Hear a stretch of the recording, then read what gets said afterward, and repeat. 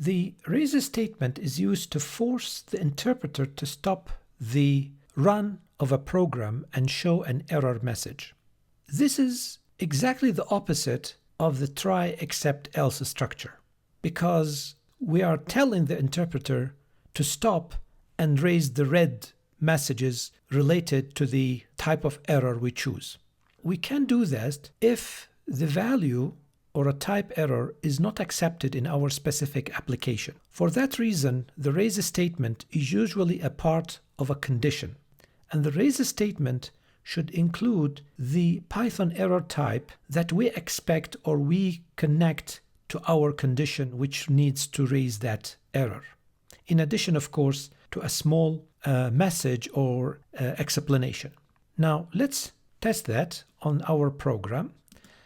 Now, because finally is executed every time, we can add it to a finally. So if we say if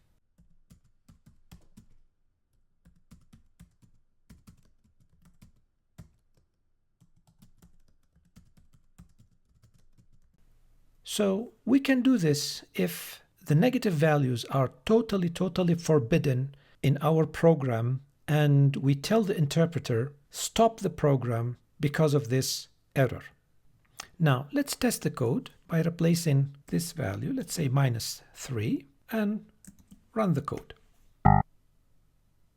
And as you see here, when it saw the negative value, it gave us exactly the big red message that there's an error due to the location print f-3, and it sent us to the if statement which raised the error, and then finally it showed exactly the same error type we added, value error, with the message we added to the raise statement, negative value of x.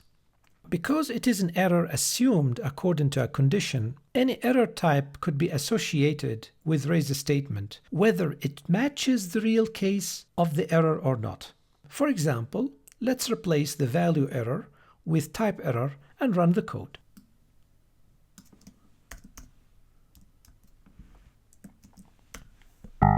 The error raised from the same position because of the same condition, although it's not related to the type error. For that reason, it's the programmer's responsibility to choose the exact or at least the closest error type with the raise statement that represents the expected error.